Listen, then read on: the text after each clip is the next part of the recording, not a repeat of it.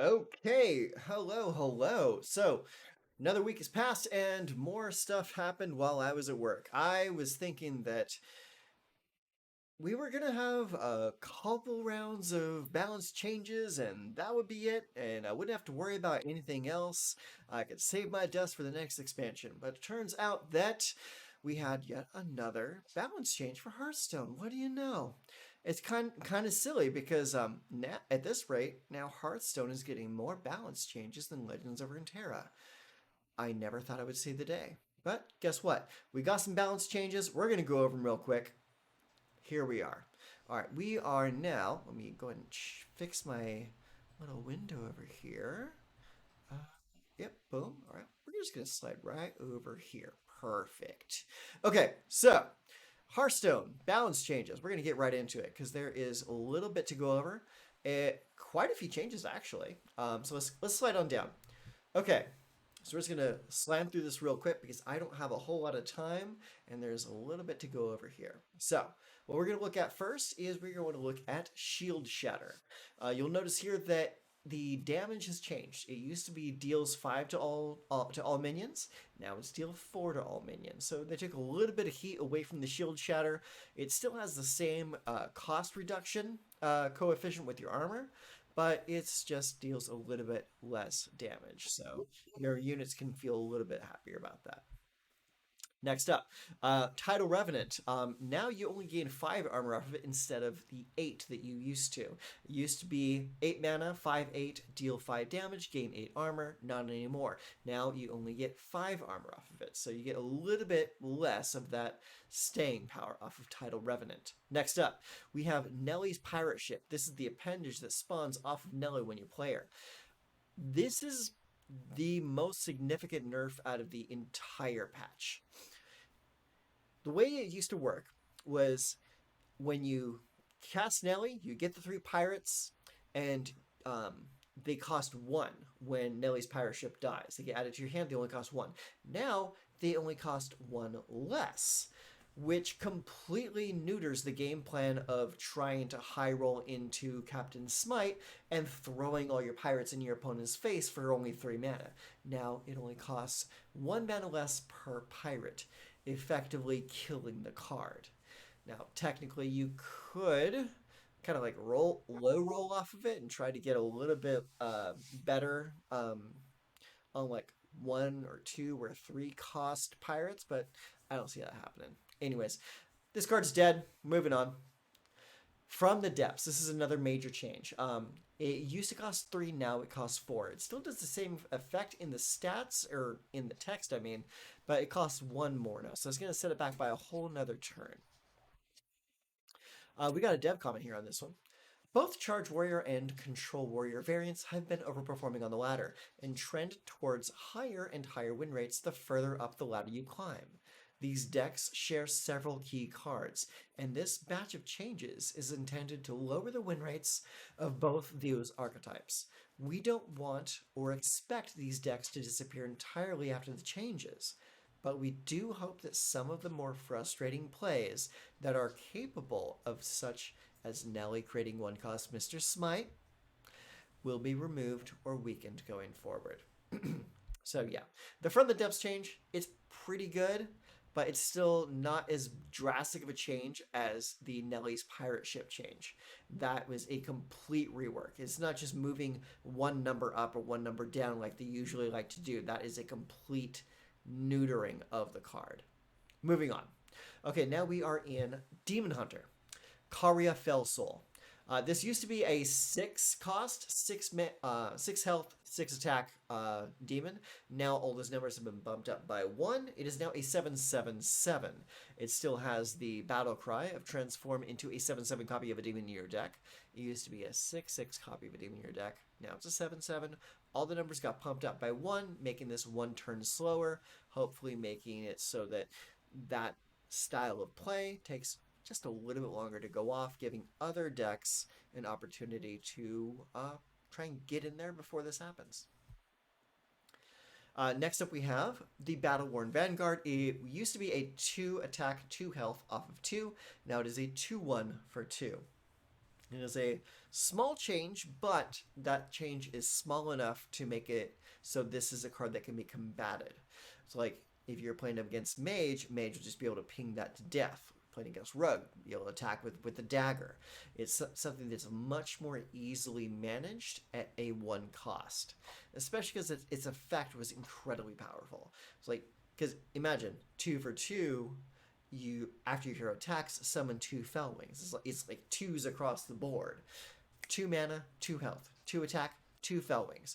And when you're playing Demon Hunter, you're always attacking. So this is always going to be relevant. Now, this card is still good, but it's not as good. Moving on. Oh, actually, let's roll back a little bit because we have a dev comment. Demon Hunter has been the other standout win rate class since the release of the latest mini set. Although we're happy to see the new and improved Zilog making a splash, we aren't as excited about Karia being used to cheat out a copy of Zilog ahead of schedule. In addition to slowing down that interaction, we're shaving off 1 health off of Batter-Worn Vanguard in order to lower the odds that it sticks early and snowballs the game. Exactly what I'm talking about. You need to be able to interact with this card right off the get-go. Next up, Wild Paw Knoll. This one's really funny because they keep bouncing this between buffed, unbuffed, buffed, unbuffed. But it looks like they're pulling it back one more time. So it is now a 5 mana 3/5 instead of a 5 mana 4/5. I mean, just the fact that you can get this out so early just makes it such a menacing card to play against. Anyways, dev comment. Rogue has been one of the most played classes in Standard, and it didn't feel right for us to hit the other popular classes without taking a small amount of power out of Rogue. Wildpaw Knoll has been a tricky card for us to get right, but we're optimistic that the latest change to it will leave both the card and the class in the right place. It is a very minor change, I'll give you that. However, 3 versus 4 is a pretty major breakpoint when it comes to unit health. So this being able to not handle certain other cards, that can be a little bit of a problem. But, again, this has been a very difficult card for the Balance team to get right. And this kind of thing happens anytime you've got cards that have an innate ability to reduce their own casting cost. When you've got things coming down 2, 3, 4 turns faster than they should, it's a problem. And this is a thing that Hearthstone has, as of yet, failed to understand, is free cards are detrimental to the long-term health of the game. Just like any other game like this, when you're cheating out so much extra mana so fast, it makes things real muddy and real hard to balance.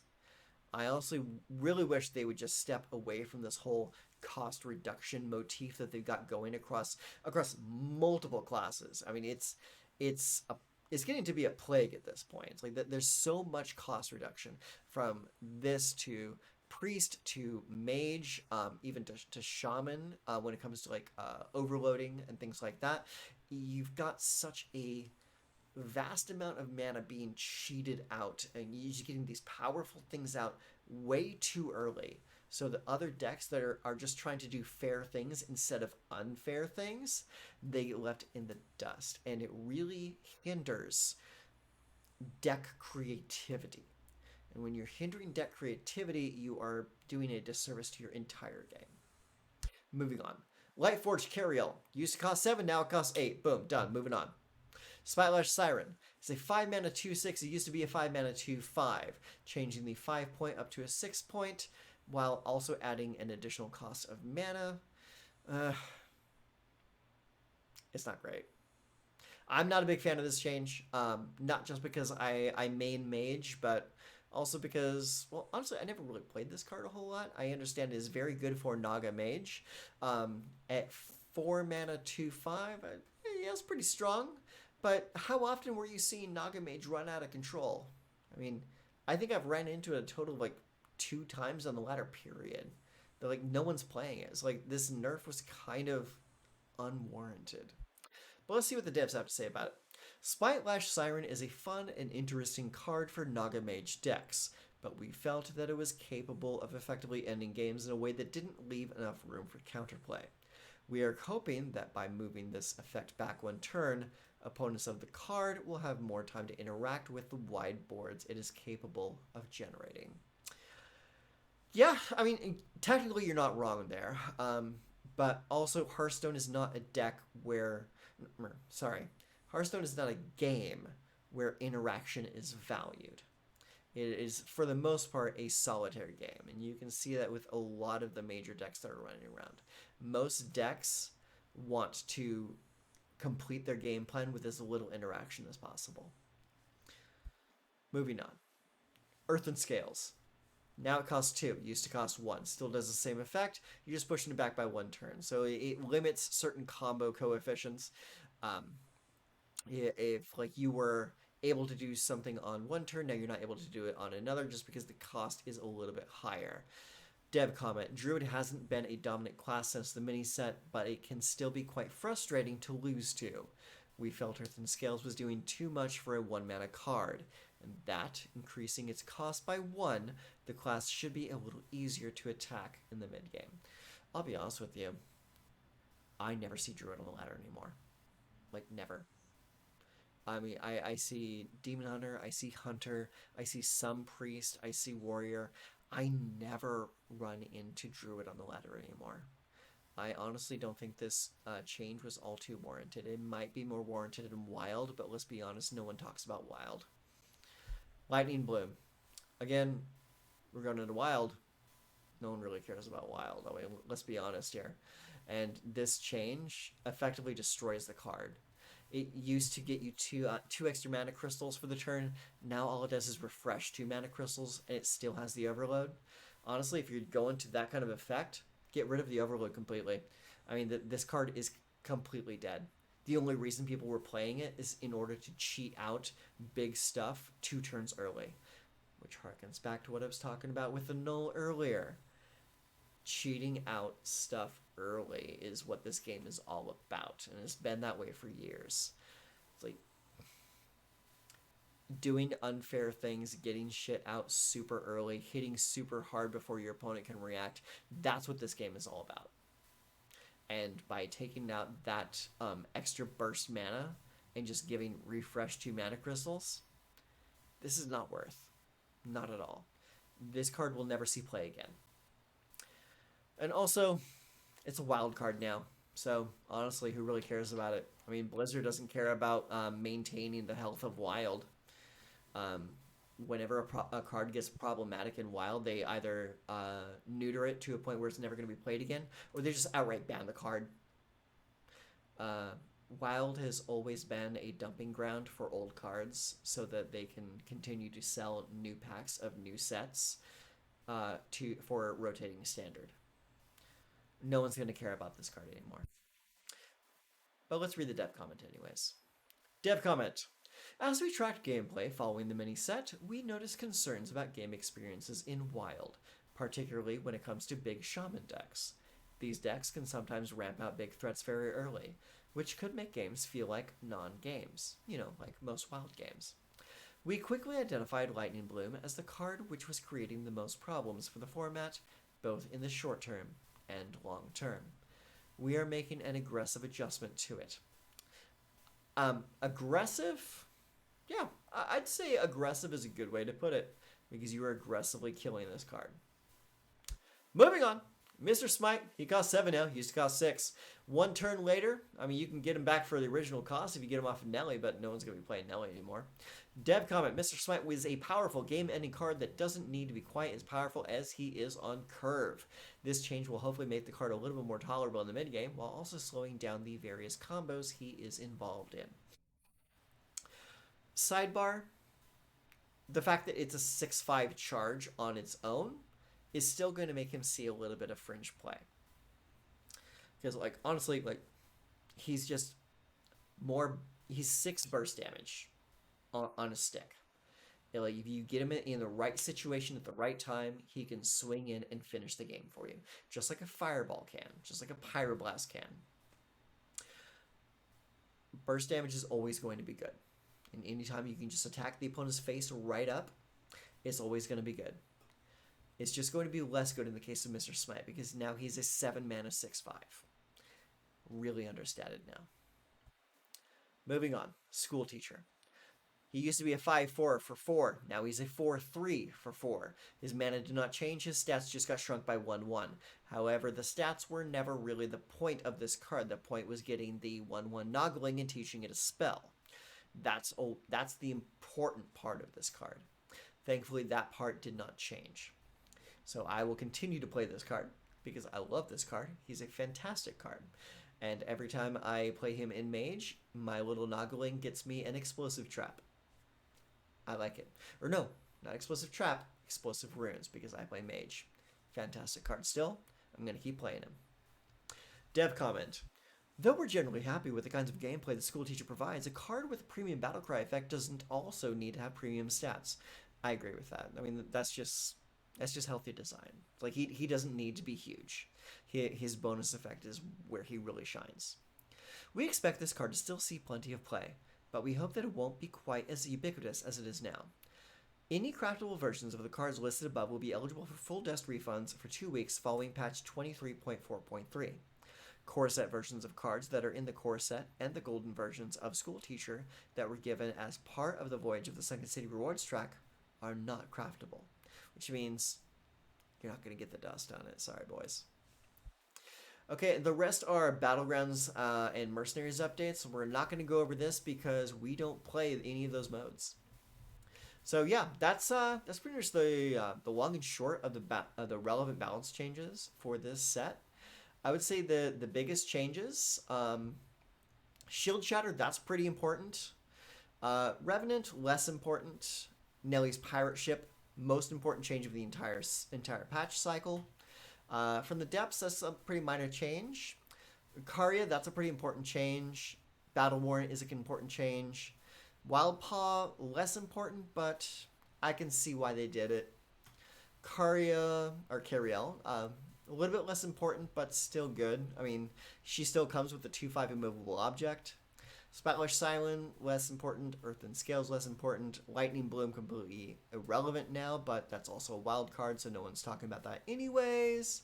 So yeah, takeaways here is Control Warrior got really gutted really hard. So we're probably going to start seeing some more Priest pop up. We're probably going to see a little bit more Hunter pop up because I believe those were the decks that were kind of getting strangled out by the combination of Warrior and Demon Hunter, mostly because Warrior was being played to combat Demon Hunter. So yeah, with less Control Warrior in the field, that's really going to bring up more mages, more hunters, more priests. Maybe even Shaman. It'd be interesting to see if Shaman can pull something out of this. But anyways, that is where we're going to leave it for today. I would like to thank you for coming out and just hanging out with me and saying hello and seeing what's going on in Hearthstone. As it is currently for myself, it's like I'm not really devoting a whole lot of time and energy in the game currently, mostly because we're kind of between sets and this current standard is not all that entertaining to me. I log in like once every couple of days just to clear out the quests and to play a few games of ladder. But currently, the current standard is just not that interesting. I wouldn't say that it's stale, but I would say that the decks being played just really aren't that interesting to me.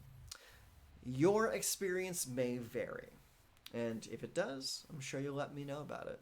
But for now, that's going to be it for me. That's your changes. I hope for the best.